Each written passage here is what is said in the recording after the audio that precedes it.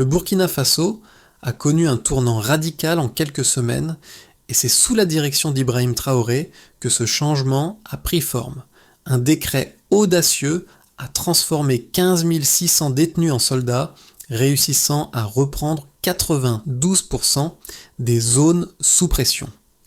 Ce retournement n'est pas seulement un succès militaire, mais aussi une réinvention de la relation entre l'État, la sécurité et la justice. Mais la question reste, ce modèle, qui semble avoir redéfini les équilibres du pays, est-il durable ? Ibrahim Traoré est au cœur de cette réorganisation, et son rôle est décisif pour l'avenir du Burkina Faso. Sous la houlette d'Ibrahim Traoré, le Burkina Faso a amorcé une transformation qui pourrait redéfinir non seulement l'avenir du pays, mais aussi offrir une nouvelle vision pour les nations en crise. La réforme, qui a débuté avec la reconversion de détenus en soldats, est une réponse directe à une situation de crise prolongée. L'objectif est clair, rétablir la sécurité tout en garantissant une réinsertion efficace des individus auparavant considérés comme des éléments perturbateurs. Mais cette transformation comporte des enjeux de taille. Peut-on réellement créer une société stable et fonctionnelle en réorganisant des structures aussi fondamentales que la justice et la sécurité ? Et si cette réforme échoue, quels seront les impacts sur la confiance des citoyens et sur l'avenir de l'État ? Ibrahim Traoré, au centre de cette réorganisation, incarne non seulement l'espoir d'un futur stable pour le Burkina Faso, mais aussi le risque d'une rupture avec le passé. Le succès de cette réforme pourrait en faire un modèle pour d'autres pays de la région, tandis que son échec pourrait entraîner des conséquences graves pour l'ensemble du Sahel. Le bouleversement qui s'est opéré au Burkina Faso en moins de 2 ans est à la fois rapide et radical. La reconversion de 15 600 détenus en soldats ne se résume pas à une simple mesure administrative, mais marque un changement profond dans la manière dont l'État conçoit la sécurité et la justice. Ce chiffre de 92% de zones reprises, rarement mis en avant, n'est pas qu'un indicateur de succès militaire. Il représente un signal fort que la dynamique sécuritaire du pays a évolué. Avant cette réforme, le Sahel était perçu comme un espace en proie à une instabilité chronique, où les interventions extérieures semblaient être la seule solution. Les promesses de stabilisation se sont souvent soldées par des échecs, et la population vivait dans la peur constante des attaques armées et de l'effondrement social. Pourtant, Ibrahim Traoré, avec une approche audacieuse et pragmatique, a montré qu'une transformation profonde était possible, même dans un contexte aussi instable. La réforme pénitentiaire, qui a permis de réaffecter les détenus vers un service militaire, n'est pas simplement un acte de répression, mais une tentative de restaurer un équilibre entre l'autorité de l'État et la réintégration sociale. Les résultats ont été rapides, moins de violence, une meilleure gouvernance et une perception positive de l'action publique. Cette évolution n'est pas seulement une victoire pour le régime de Traoré, mais aussi un test de durabilité pour le Burkina Faso, dont le modèle pourrait bien inspirer d'autres nations confrontées à des défis similaires. Mais le défi reste grand. Ces changements, bien qu'impressionnants, sont-ils solides et durables à long terme ? Le temps nous le dira, mais le pays semble avoir franchi une étape importante dans sa quête de souveraineté et de stabilité. Ibrahim Traoré, l'homme derrière cette réforme audacieuse, est devenu bien plus qu'une simple figure politique. Son approche pragmatique et décisive a redéfini le rôle de l'État et de la sécurité dans le pays. Avant sa prise de pouvoir, le Burkina Faso était souvent perçu comme un État fragile où les institutions peinaient à faire face à l'insécurité croissante et à la fragmentation sociale.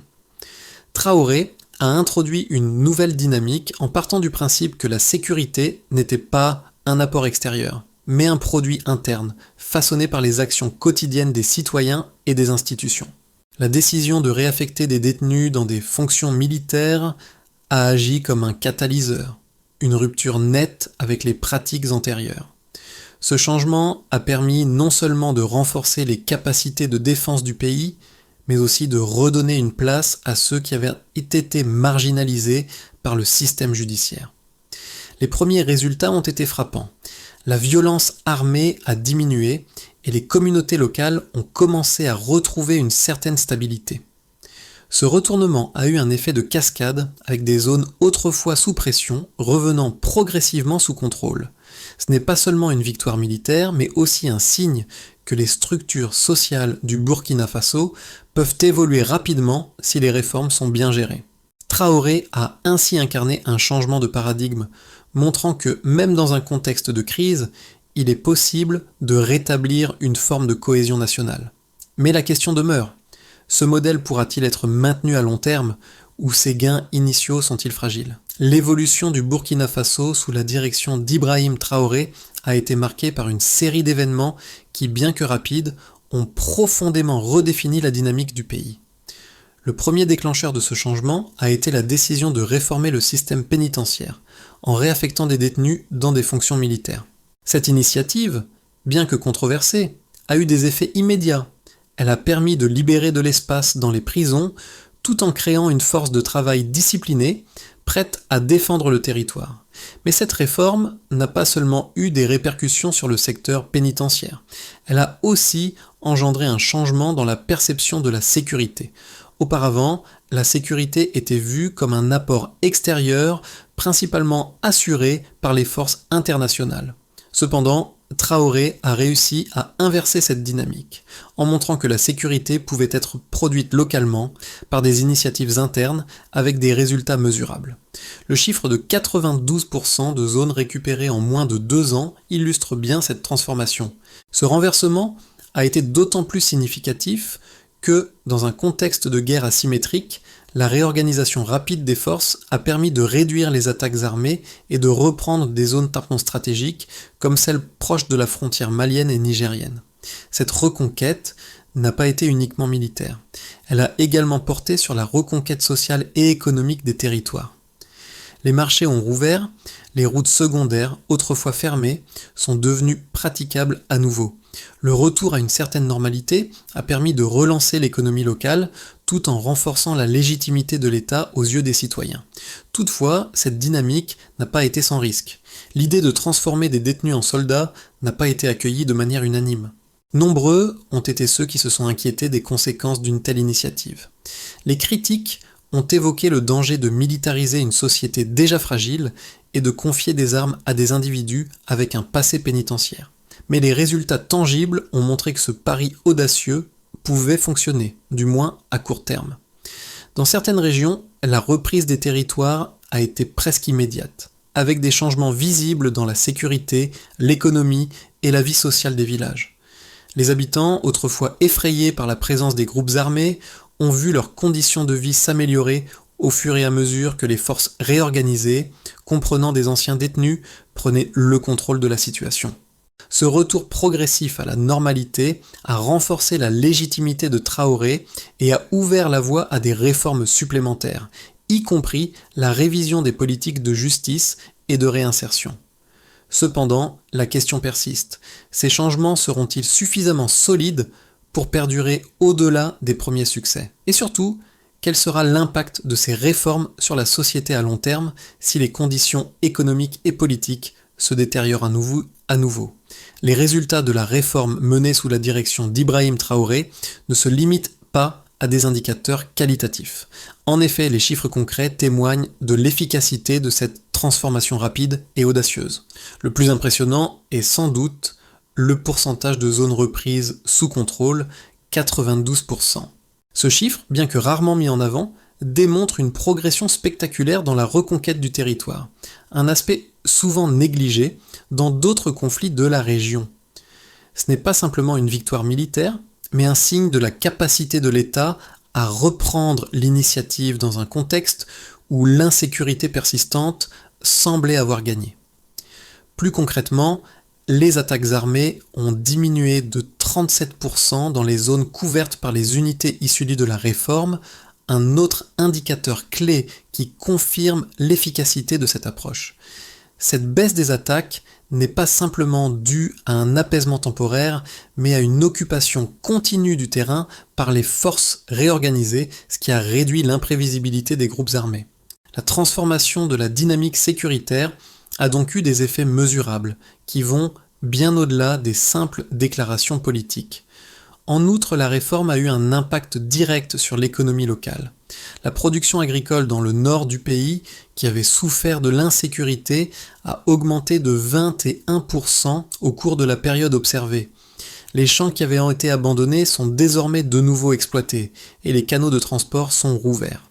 Cette amélioration des conditions de sécurité a permis aux agriculteurs de retourner sur leurs terres, renforçant ainsi l'économie rurale du pays. Il est également important de noter que les marchés ont rouvert, permettant à la fois une régulation des échanges locaux et une plus grande fluidité dans les déplacements. Ce retour à la normale est symbolisé par la réactivation des marchés hebdomadaires, qui reprennent peu à peu leur fonction initiale, contribuant ainsi à la stabilité économique.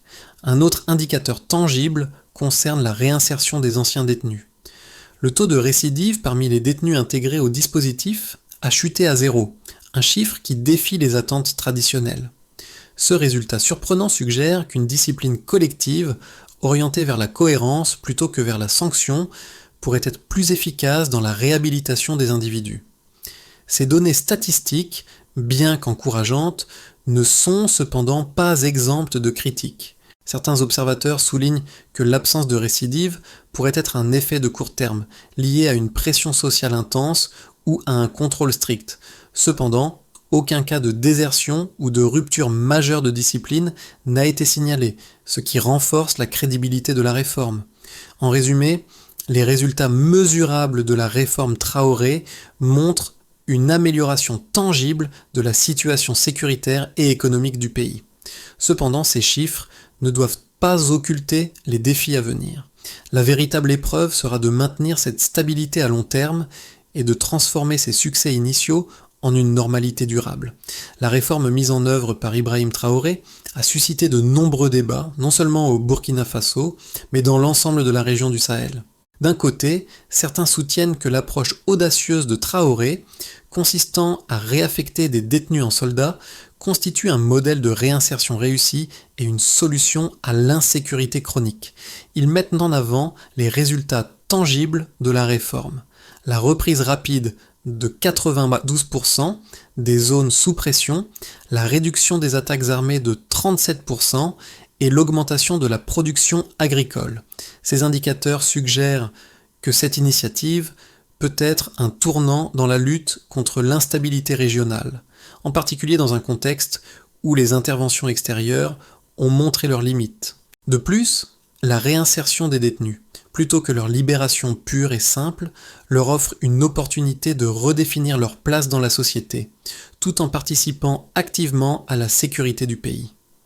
Cela marque un changement radical dans la perception des détenus, qui sont souvent vus uniquement comme des menaces et les transforme en acteurs positifs du changement. Cependant, ce modèle n'est pas exempt de critiques. Un groupe important d'observateurs avertit contre les risques d'une militarisation excessive de la société. L'idée de réutiliser une population carcérale pour renforcer les forces armées soulève des inquiétudes concernant la stabilité à long terme. Certains craignent que cette approche n'aggrave les tensions internes, en particulier si les anciens détenus ne parviennent pas à se réintégrer pleinement dans la société. Le danger réside dans le fait qu'une force composée principalement d'ex-détenus pourrait, sous stress, reprendre ses anciennes habitudes et céder à des loyautés fragiles, ce qui pourrait menacer la stabilité du pays. En outre, cette dynamique pose une question éthique importante. Convertir une peine en service militaire pourrait brouiller la frontière entre justice et utilité, mettant en lumière une certaine dérive du système pénitentiaire. Cette approche pourrait, à long terme, entraîner une légitimité compromise du processus judiciaire et une confiance fragilisée dans l'État.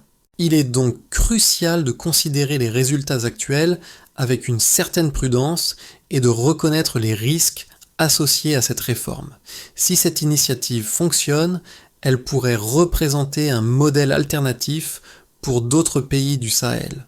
Cependant, si elle échoue, elle pourrait renforcer les scepticismes sur les capacités de l'État à réformer ses institutions en profondeur et créer une rupture entre les citoyens et le système judiciaire.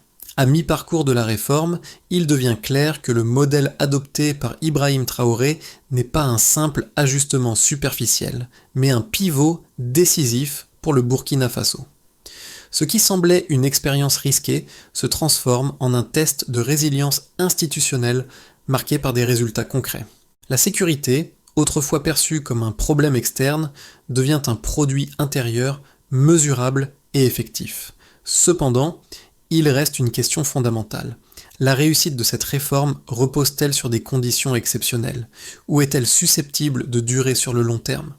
Les premiers résultats sont indéniablement positifs, mais la stabilité, elle, ne se construit pas en un jour.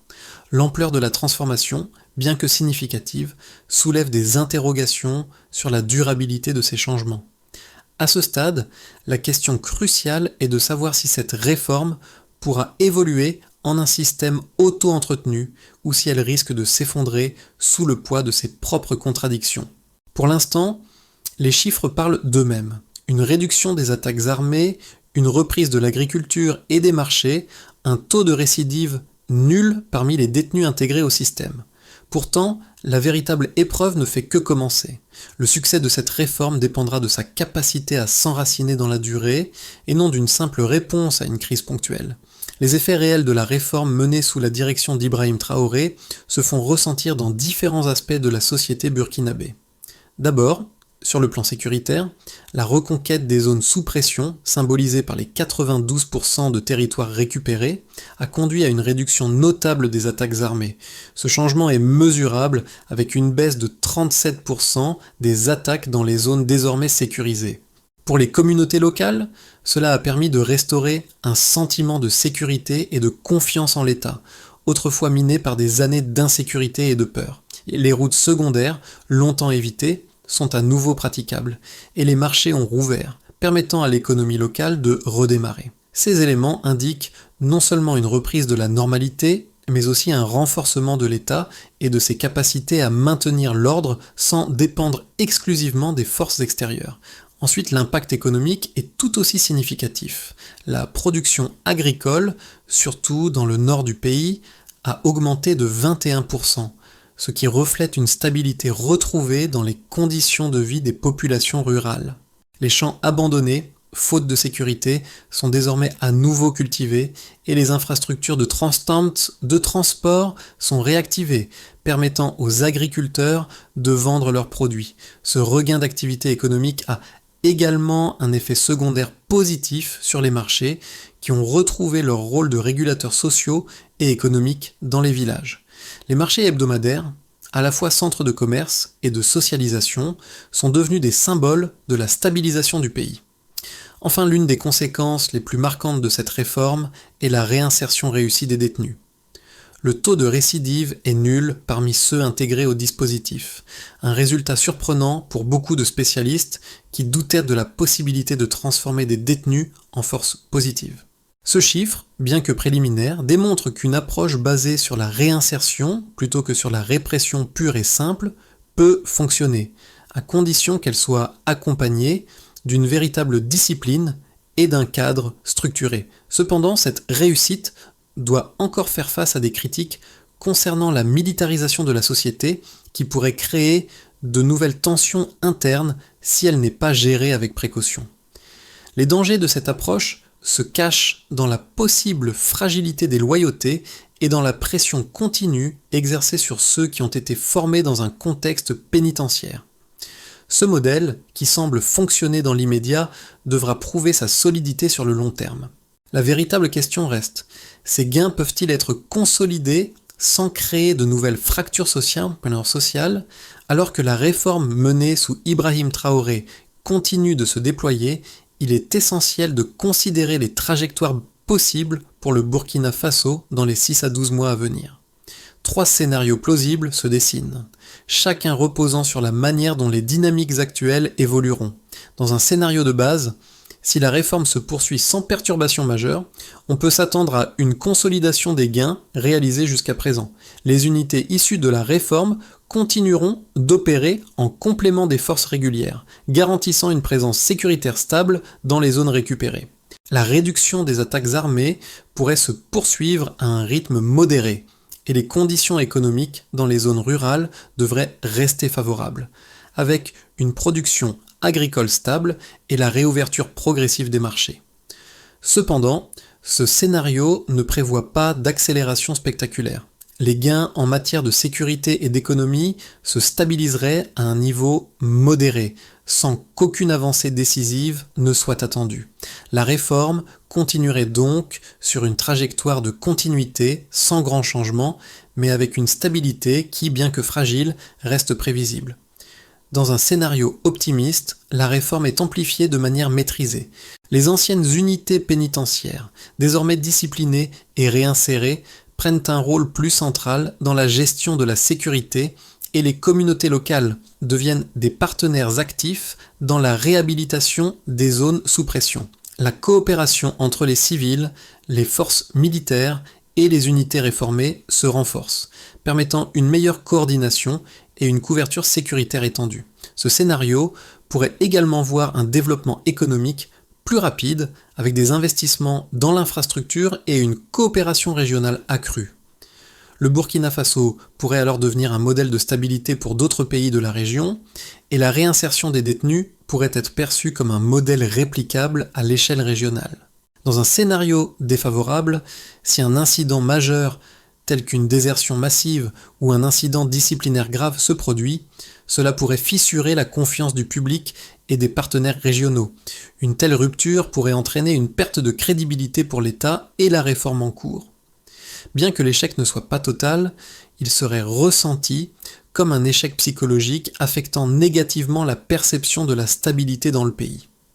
Les tensions internes pourraient refaire surface et les partenaires régionaux, prudents jusque-là, pourraient suspendre leur soutien ou remettre en question la viabilité de ce modèle.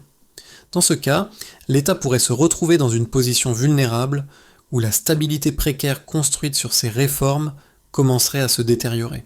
La réforme impulsée par Ibrahim Traoré a non seulement redéfini le paysage politique et sécuritaire du Burkina Faso, mais elle a aussi un impact direct sur les vies des citoyens, en particulier ceux des zones rurales et marginalisées. Pour les habitants des régions récemment sécurisées, la normalisation des conditions de vie a été un tournant majeur. Les marchés, qui étaient autrefois fermés ou contrôlés par des groupes armés, ont rouvert, redonnant vie aux échanges locaux et permettant aux populations de retrouver une certaine autonomie économique. Ce changement s'accompagne d'une recréation du tissu social, car les villageois, qui étaient auparavant contraints à l'isolement, peuvent désormais interagir librement sans la peur constante des attaques. Ce changement est également perceptible dans les comportements quotidiens. Les familles, qui pendant des années avaient été séparées par la violence, voient leurs membres revenir dans des unités de sécurité reconstruites, renforçant le sentiment de cohésion nationale. Dans les villages, un sentiment de solidarité a émergé, renforcé par des gestes simples mais significatifs, des repas déposés aux casernes, des outils partagés et une coopération spontanée entre les civils et les militaires. Ces actions discrètes témoignent d'un ajustement social profond où la peur recule peu à peu, remplacée par un respect réciproque. Mais au-delà de ces gestes quotidiens, il existe une prise de conscience plus large. Le modèle proposé par Traoré pourrait bien être la clé pour résoudre les crises de gouvernance dans d'autres pays du Sahel. Les images des soldats et des civils collaborant de manière fluide sont un témoignage puissant du changement qui s'opère. Ce qui était autrefois perçu comme une zone de guerre permanente devient progressivement un exemple de résilience et de transformation, invitant les autres nations à envisager des solutions similaires. Pour que la réforme d'Ibrahim Traoré puisse se pérenniser et se renforcer dans les mois à venir, un certain nombre de mesures clés doivent être mises en place. Premièrement, il est crucial que le processus de réinsertion des détenus continue d'être encadré de manière stricte. L'intégration des anciens prisonniers dans les unités de sécurité a montré son efficacité. Mais pour garantir la stabilité à long terme, des critères uniformes de sélection doivent être appliqués dans tous les centres de formation, afin d'éviter toute dérive. La justice doit jouer un rôle actif dans ce processus, en supervisant les engagements et les comportements des anciens détenus, pour garantir qu'ils ne retombent pas dans des activités criminelles. La discipline et la responsabilisation doivent être des éléments essentiels de la formation, avec des vérifications régulières des progrès réalisés. Deuxièmement, la sécurisation durable des zones récupérées nécessite une présence régulière des forces locales accompagnée d'une coopération avec les communautés locales. Les forces militaires et les unités réformées devront continuer à travailler de concert avec les autorités locales pour maintenir la stabilité, tout en évitant une militarisation excessive des sociétés locales. Il est également essentiel d'investir dans les infrastructures pour garantir que les bénéfices économiques de la réforme se traduisent par une amélioration durable des conditions de vie. Les routes, les marchés et les installations agricoles doivent être constamment entretenus pour éviter un retour à la stagnation économique. Enfin, une coopération régionale plus forte est indispensable. Le modèle burkinabé pourrait être élargi au niveau régional, avec des accords de collaboration entre le Burkina Faso, le Mali et le Niger. Ces accords permettraient un échange d'expertise en matière de réinsertion et de gestion de crise, tout en renforçant la solidarité régionale dans la lutte contre les groupes armés. À mesure que la réforme initiée par Ibrahim Traoré prend racine, les habitants du Burkina Faso commencent à percevoir une réalité nouvelle. Ce n'est plus simplement une question de politique ou de chiffres, mais de vies humaines transformées. Les histoires des agriculteurs qui retrouvent leurs champs, des familles réunies et des marchés de nouveau animés témoignent d'une renaissance, aussi bien économique que sociale. Ces changements, bien que discrets, sont ressentis profondément par ceux qui les vivent. Chaque repas déposé aux casernes, chaque sourire échangé entre civils et militaires, chaque marché réouvert renforce l'idée que la cohésion sociale n'est pas une utopie, mais une réalité possible, même dans un pays longtemps déstabilisé par l'insécurité. Le rôle central d'Ibrahim Traoré dans cette transformation ne peut être sous-estimé. En redéfinissant la place de l'État et en réintégrant des individus marginalisés dans le processus de construction nationale, il a offert une nouvelle voie à suivre pour son pays. Cette réforme ne se contente pas de répondre à une crise immédiate, elle prépare le terrain pour un avenir plus stable, plus juste et plus solidaire. Le chemin parcouru est impressionnant, mais la route reste encore longue. Pourtant, une chose est claire, le Burkina Faso, sous la conduite d'Ibrahim Traoré, a montré qu'il est possible de transformer une crise en une opportunité de réinvention. Le Burkina Faso se trouve à un carrefour décisif. Sous la direction d'Ibrahim Traoré, un modèle inédit de réforme et de réinsertion a émergé, mais il reste encore beaucoup à faire pour consolider ses acquis. Le chemin parcouru en quelques mois est impressionnant, mais l'avenir dépendra de la manière dont ces réformes seront soutenues et développées au fil du temps. L'exemple du Burkina Faso montre qu'il est possible de transformer des crises profondes en opportunités de renouvellement, mais cela nécessite l'engagement continu de chaque citoyen, chaque acteur de la société. À vous de décider. Êtes-vous prêt à soutenir cette transformation en vous engageant activement dans le processus de réinsertion, de reconstruction et de coopération régionale? Le chemin est long, mais chaque petite action compte pour construire un avenir plus sûr et plus prospère. Rejoignez le mouvement pour un Burkina Faso stable, fort et solidaire et contribuez à écrire l'histoire de ce renouveau